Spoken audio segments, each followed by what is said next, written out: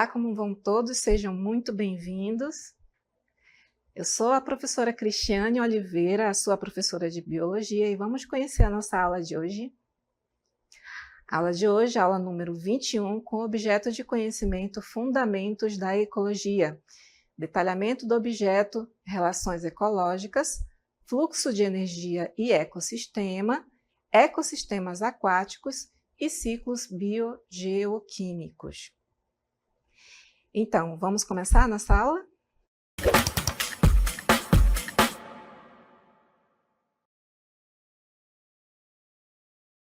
Então, estamos de volta para iniciar uma etapa importantíssima, que é o Fundamentos da Ecologia. Vamos aprender alguns conceitos relacionados a espécies, a relação entre espécies, a relação com espécies diferentes e a relação desses indivíduos com o meio em que eles vivem. Então, eu peço a atenção de vocês nesse momento para a gente começar com o conceito de fundamentos da ecologia, que é uma das ciências dentro da biologia, onde ela estuda as interações entre os organismos e o seu ambiente. Ela examina como esses organismos interagem uns com os outros e com os componentes não vivos de seu ambiente, né, como o solo, a água e o clima, por exemplo.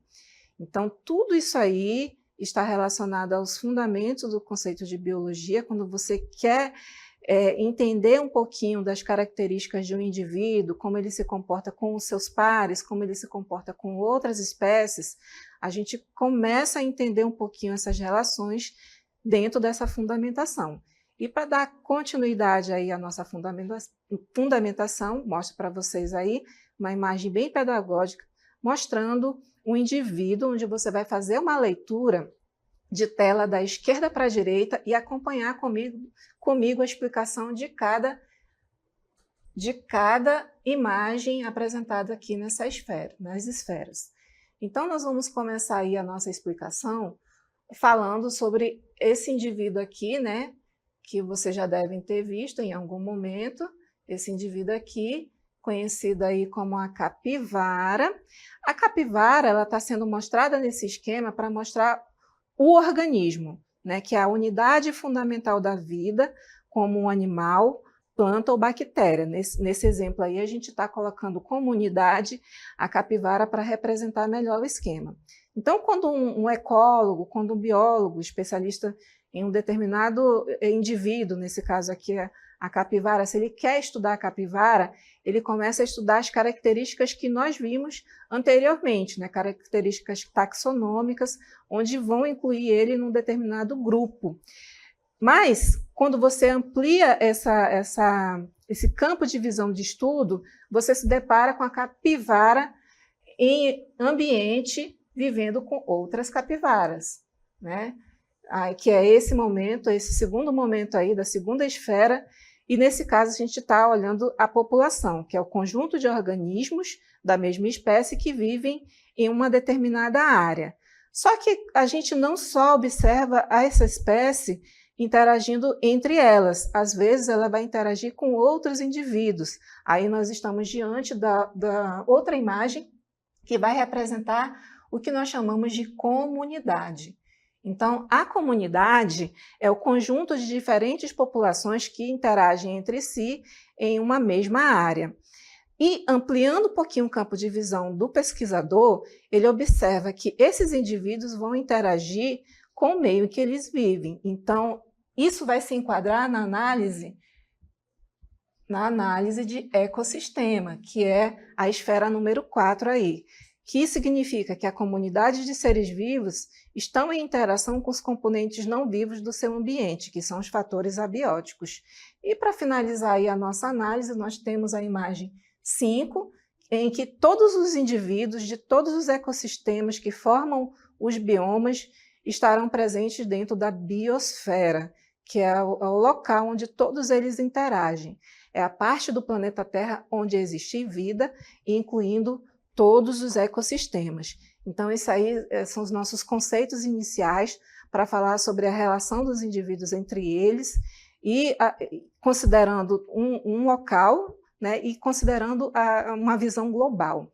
Para a gente dar continuidade aí, vamos passar para o que nós chamamos de relações ecológicas. As relações ecológicas são justamente as interações de indivíduo com indivíduo da mesma espécie ou de espécies diferentes. Então, vamos começar aí a entender um pouquinho dessas relações, que são interações que ocorrem entre os seres vivos dentro do ecossistema. E para entender melhor, eu chamo vocês a atenção para assistir um vídeo introdutório dessas relações que nós vamos ver a seguir. Em um mundo vibrante de cores e sons, a vida se manifesta em uma complexa teia de interações. As relações ecológicas são a base da vida na Terra. Elas definem como as diferentes espécies interagem entre si e com o meio ambiente. Essas relações podem ser harmônicas, como o mutualismo entre a abelha e a flor, ou desarmônicas, como a predação entre o leão e a zebra. Cada tipo de relação tem um papel crucial no equilíbrio dos ecossistemas. Mutualismo. Comensalismo. Protocooperação. Predatismo. Parasitismo. Competição interespecífica. Ao compreendermos as relações ecológicas, podemos proteger a natureza e garantir a nossa própria sobrevivência. Junte-se a nós na jornada pela preservação da teia da vida. Então é isso aí, gente. Eu convido a vocês a conhecer um pouquinho dessas interações ecológicas. Além dessas que foram apresentadas no nosso VT introdutório, vocês vão ter oportunidade de conhecer outras através de conceitos que eu vou passar adiante aí para vocês. Então, as relações ecológicas são chamadas de relações de dependência. E essa dependência, elas têm um nível de interdependência que pode ser classificada entre relações intraespecíficas, que nesse primeiro momento nós vamos ver. Essas relações intraespecíficas ocorrem entre indivíduos da mesma espécie e elas podem ser classificadas como competição, que é uma disputa por recursos limitados, como, por exemplo, alimento, território ou abrigo. Tomem em consideração o exemplo que a gente deu sobre as capivaras, elas vão interagir entre elas, disputando por alimento, território e abrigo. Nós temos também na natureza a relação chamada de cooperação, que é uma associação para o benefício mútuo dos indivíduos, considerando sempre dois na nossa análise. E aí nós temos o exemplo, as abelhas e as formigas. No canibalismo, nós temos uma relação em que o indivíduo da mesma espécie se alimenta de outro. Isso pode acontecer em algumas espécies na natureza, tá, gente? Para dar continuidade aí, nós temos também o que nós chamamos de relação interespecíficas. As relações interespecíficas, diferentes da anterior, elas vão ocorrer com indivíduos de espécies diferentes. Atentem para isso aqui, são espécies diferentes. Então, imaginem a capivara interagindo com outros animais, interagindo com onça, com jacaré, com garça. As relações interespecíficas, elas são classificadas em harmônicas. Nesse caso, as harmônicas, ambas as espécies se beneficiam. Elas podem ser classificadas como mutualismo, onde a associação é obrigatória e benéfica para ambas as partes. Nós temos aí a protocooperação, onde há associação não obrigatória, porém benéfica em ambas as partes. Nós temos também o comensalismo, onde uma espécie se beneficia da outra sem prejudicá-la, e nós temos também o inquilinismo, que significa que uma espécie se beneficia da outra utilizando-a como abrigo, e a forésia, que é quando uma espécie se beneficia da outra para se locomover, e nós temos a metabiose, por fim, que é quando uma espécie se beneficia dos produtos residuais da outra.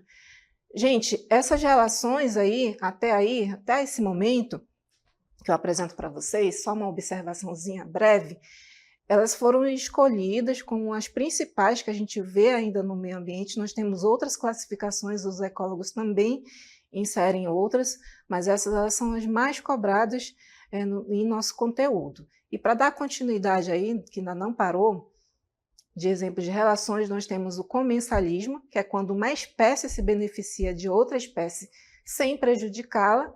Nós temos ainda o inquilinismo, que é quando uma espécie se beneficia da outra utilizando-a como... Aliás, isso aqui a gente já tinha visto, né? Metabiose, já tínhamos visto essa relação.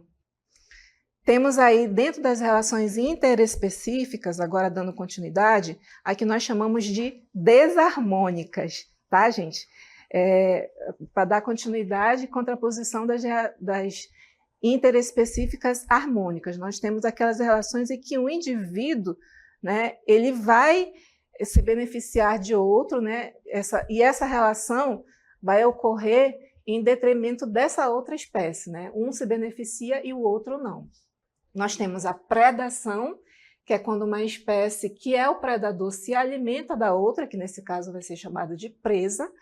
Nós temos o parasitismo, que é quando uma espécie parasita se beneficia da outra, seu hospedeiro, mas sem matá-la. Isso aqui é importante em relação à predação. É uma diferença. Na predação nós temos a perda, a anulação de uma espécie. No parasitismo nós temos uma espécie se beneficiando de outra, mas ela não mata.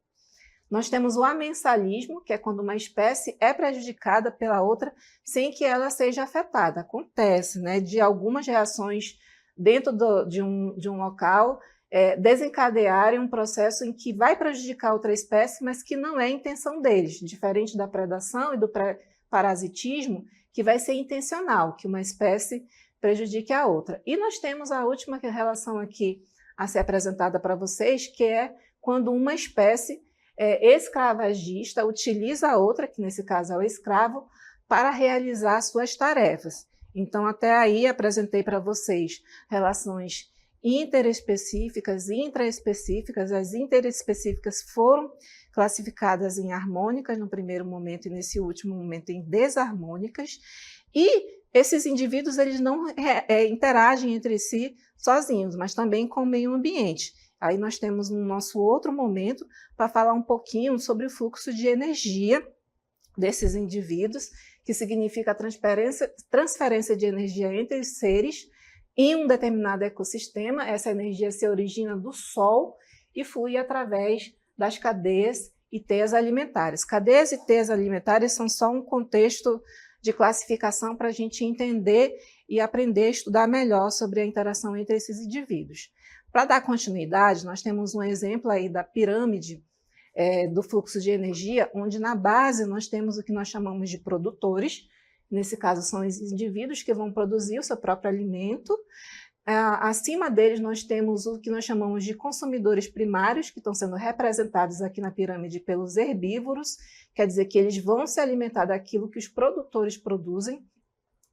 Aqueles outros indivíduos mais um pouco acima, que vão se alimentar dos herbívoros, né? Nesse caso é predação, tá, gente? Predação, nesse caso aqui, eles vão ser classificados como consumidores secundários, e acima deles, nessa relação de predação, nós teremos os consumidores terciários. Atentem que, fazendo uma análise de baixo para cima, tanto do lado esquerdo quanto do lado direito, você vai ver uma numeração diminuindo. Aqui, nesse primeiro momento, do lado esquerdo, é o número de indivíduos, que vai diminuindo à medida que você vai fazendo a análise desses indivíduos no seu nível trófico. E aqui é a quantidade de energia em forma de biomassa, aquilo que está presente no corpo do indivíduo. Que, se você observar, vai haver uma perda, né, dessa quantidade de biomassa, sendo que a maior ela é observada entre os produtores e os consumidores primários, que são chamados de herbívoros aí no nosso exemplo.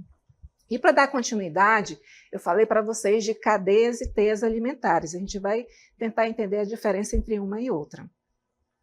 Cadeias alimentares é uma sequência linear de organismos, onde cada um se alimenta do anterior, como foi mostrado aí na pirâmide. A energia flui do produtor, que é a planta, para o consumidor primário, depois para o consumidor secundário e assim por diante. Então, se você olhar dentro de um fluxo de energia unidirecional, como foi mostrado aí na pirâmide, nós temos as plantas lá na base, gafanhoto pode ser exemplificado como consumidor primário, consumidor secundário gato, e o terciário, nesse caso aqui no nosso exemplo, é a águia. Mas a gente não analisa, às vezes, só uma linha, né?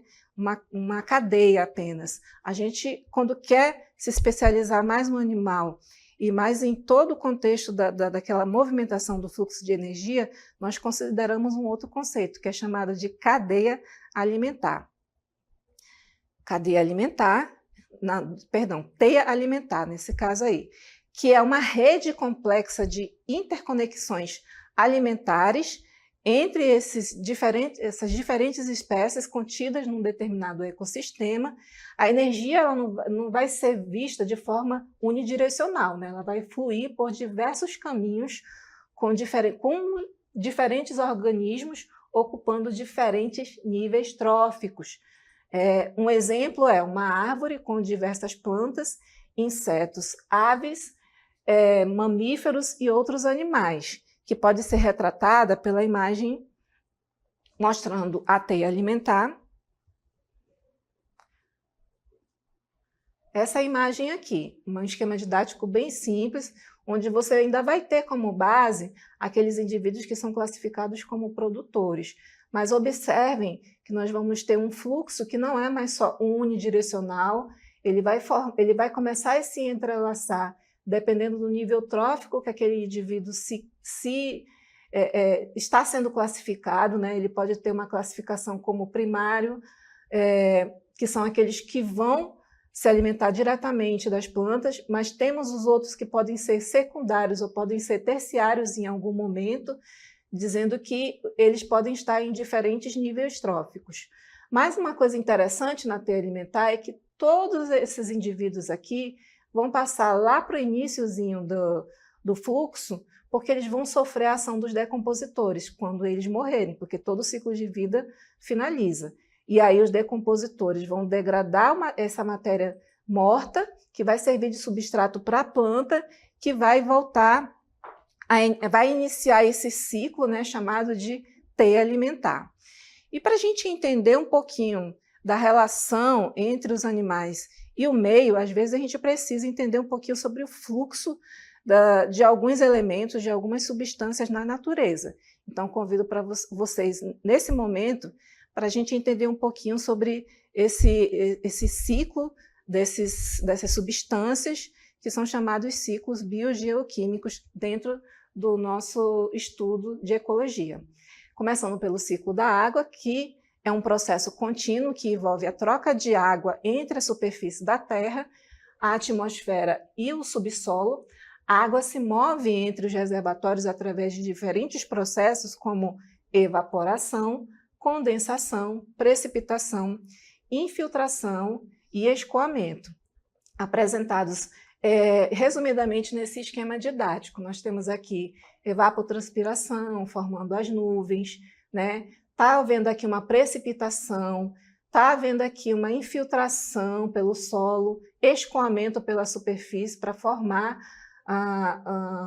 o ecossistema aquático pelo acúmulo de água, né, em rios, em nascentes, por exemplo, mostrando resumidamente o ciclo da água, né, que é um ciclo tão importante para os indivíduos, faz parte da composição dos indivíduos, faz parte do metabolismo deles, e a água ela vai sofrer diversas mudanças, né, no seu estado físico, no esquema que foi apresentado anteriormente. Mas a gente também estuda outros elementos, e vamos conhecer aí o próximo, que é o ciclo biogeoquímico do carbono e do oxigênio. Então, é um processo bioquímico fundamental que envolve a troca de elementos entre a atmosfera, os seres vivos, os oceanos e a Terra.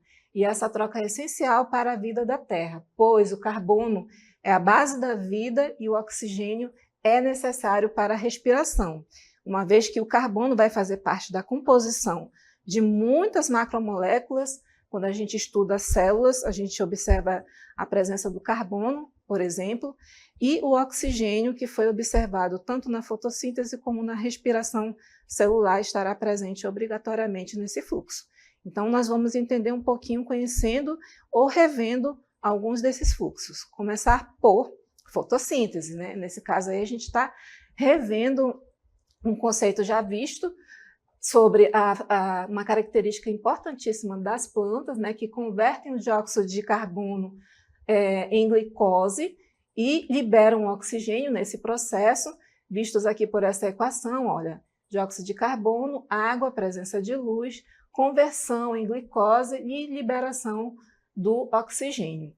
E nós temos também um outro exemplo de fluxo, que é a respiração, onde os seres vivos, incluindo plantas e animais, convertem a glicose em CO2 e, para isso, ela precisa queimar o oxigênio nessa conversão. Então, nós temos a presença de glicose e oxigênio, convertendo esse material todo aqui em CO2 e água, e liberando energia em forma de ATP e calor.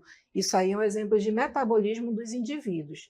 Né? Nós temos ainda, nesse ciclo do carbono e do oxigênio, aí, a decomposição, onde decompositores como bactérias e fungos decompõem matéria orgânica morta, oriundas, por exemplo, de animais e vegetais, e liberam CO2 para a atmosfera. Né? Quando ocorre a decomposição, vai ser liberado esse gás. Temos aí o processo de combustão, que é a queima de combustíveis fósseis, por exemplo, aí nós temos a intervenção humana, ou pode ser de forma natural, que libera CO2 também para a atmosfera, representada aqui por essa equação, onde nós temos aí a queima, né, do combustível, nós temos aí o comburente, né, nós temos a liberação do dióxido de carbono e a formação de água e calor. E, por último, aqui nesse ciclo do dióxido de oxigênio, dióxido de carbono, perdão, e a água, aliás, dióxido de carbono e oxigênio, nós temos aí o dióxido de carbono que dissolve-se na água do oceano e forma o ácido carbônico, que é um outro processo onde vai ser utilizado, onde vai ser queimado o dióxido de carbono e ele será convertido nesse ácido. Finalizando aí os ciclos, para falar ainda sobre os ciclos do carbono, nós temos a seguir aí, né, a sedimentação, né, que é quando o dióxido de carbono se combina com íons de cálcio e de magnésio para formar carbonatos, que se depositam no fundo do oceano. Aí nós temos a reação, onde nós temos aí a presença de íon cálcio e um magnésio, paralelamente, né, nós temos o consumo do dióxido de carbono aqui nessa reação química, junto com água, onde vai formar os carbonatos de cálcio e o carbonato de magnésio, liberando o hidrogênio, né, o íon de hidrogênio.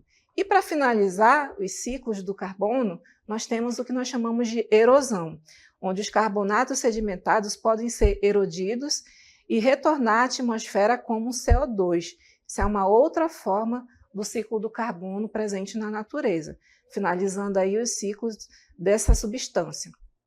Para dar continuidade, nós temos aí o ciclo do nitrogênio. O ciclo do nitrogênio é um processo biogeoquímico, né, crucial que envolve a conversão do nitrogênio em diferentes formas e sua troca entre a atmosfera. Troca também com os seres vivos, os oceanos e a Terra. O nitrogênio é elemento essencial para a vida, pois é um componente fundamental de proteínas, ácidos nucleicos e clorofilas. Terra não é o planeta, não. Terra é a substância, tá bom, gente?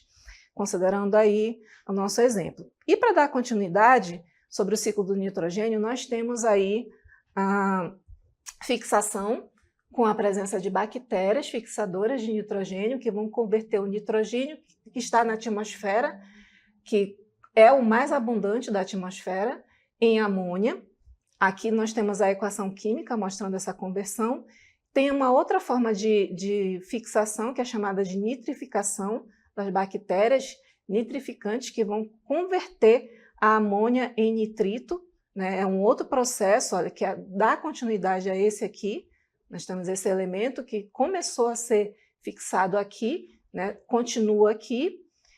Vamos ter também a presença de oxigênio para que ocorra essa ação, para formar essa estrutura aqui chamada de nitrato. E nós temos a liberação de água ainda e de íons de hidrogênio. E para finalizar esse ciclo do nitrogênio, tudo que foi produzido anteriormente vai ser assimilado pelas plantas.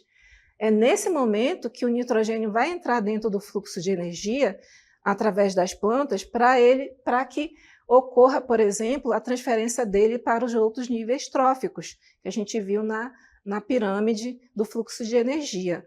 Porque as plantas absorvem o nitrogênio e a amônia do solo para sintetizar substâncias importantíssimas para a vida, como proteína e outros compostos nitrogenados. Aí nós temos aí uma reação química unindo tudo isso aí que foi produzido pela ação das bactérias, né, com a fixação do nitrogênio, e sendo convertido em aminoácidos, proteínas e outros compostos nitrogenados, inclusive a composição química do nosso componente mais importante, né, da vida, que é o DNA, que vai estar presente em todos os seres vivos. E para darmos continuidade, nós temos um outro processo de nitrogênio, que é a amonificação, que nesse caso já vai ser uma ação inversa, que depois que plantas, animais e outros indivíduos morrem, né, eles vão sofrer a decomposição, onde eles serão convertidos em matéria orgânica, de matéria orgânica para amônia, através dessa reação química aí, matéria orgânica com a presença dos decompositores, formando o gás amônia e liberando também o dióxido de carbono. Para darmos continuidade aí, nós temos um outro ciclo. Esse ciclo aí, ele vai falar um pouquinho sobre, o ciclo não, uma introdução às características dos ecossistemas aquáticos. Nesse caso aí, um exemplo desses ecossistemas, todos esses ecossistemas que vão formar o bioma, a biosfera, eu trago para vocês o conceito dos ecossistemas aquáticos, que são ambientes úmidos, onde a água é o principal componente. Eles podem ser divididos em dois tipos principais. Essa divisão está sendo classificada de acordo com a característica química do ambiente aquático. Nesse caso aí pode ser um ambiente de água doce, onde nós estaremos observando aí lagos, rios, igarapés, igapós e várzeas, né, que é uma característica importante aí, muito presente na região norte do país, e os pântanos. Nós temos aí os ecossistemas de água salgada, que vão ser representados pelos oceanos, os mares, as baías, os estuários e os recifes de coral. Então, esse exemplo que eu trago para vocês na aula, porque a gente falou dos ecossistemas quando nós apresentamos os conceitos fundamentais da ecologia, né? Observando lá a capivara, sozinha no seu ambiente com outras capivaras, né? Vivendo com outros indivíduos de outras espécies e, finalmente, convivendo, relacionando-se com o meio ambiente, que nesse caso aí é o estudo dos ecossistemas. Então, existem vários ecossistemas no planeta. Esse exemplo que eu trouxe para vocês aí de ecossistemas aquáticos é um dentre vários. E para a gente esmiuçar mais um pouquinho, falar que dentro desse ambiente aquático existem outros ecossistemas com diferentes características, eu trago para vocês o conceito de várzea e igapó, né? Várzea e igapó, que foi falado anteriormente, aí, um exemplo de ecossistema de água doce, são ecossistemas aquáticos inundáveis, típicos da natureza. Inundáveis porque existe uma parte desse ambiente que ele fica submerso continuamente, mas existem outros momentos em que a água pode aumentar, pode acumular mais, aumentando o nível do rio, ou ela pode baixar. Então, isso aí são sazonalidades, né? Uma característica desses ambientes aí aquáticos de várzea e igapó, muito presente no bioma da Amazônia. Quando a gente fala em Amazônia, a gente pensa só naquele grande tapetão verde, mas desconsidera que ali dentro existem vários ecossistemas, incluindo o aquático, né? E esses ecossistemas fornecem habitat para uma grande variedade de plantas e animais, regulam o clima global, filtram e purificam a água, fornecem alimentos, água e outros recursos para os seres humanos, né? O que é ameaça para eles, para esse ambiente? É a poluição, é o desmatamento, pesca excessiva e mudanças climáticas. O que nós podemos fazer para proteger esse ambiente? Né? Manter as florestas ciliares, tratar o esgoto antes de lançá-lo nos rios, pescar de forma sustentável e combater as mudanças climáticas. E aí, eu trago para vocês aí brevemente um exemplo desse ambiente, né, de várzea, que a gente vai ver agora, né? Ele é caracterizado pelas águas barrentas, nós estamos vendo aí comunidades vivendo nesse ambiente, ele é riquíssimo em peixes, né? Existe também uma grande variedade de espécies vistas aí ao fundo, de plantas, que vão fazer parte dentro do nosso fluxo de energia como produtores. Todos esses indivíduos aí estão exemplificando esse ecossistema chamado de várzea, né, de floresta de várzea. Só para finalizar aí essa exemplificação, né, de ecossistema, nós temos a floresta de várzea sendo apresentada para vocês. Então, mostrei aqui para vocês conceitos fundamentais da ecologia, exemplifiquei com animais e também com ecossistemas, e espero que vocês tenham gostado da nossa aula. Até a próxima! You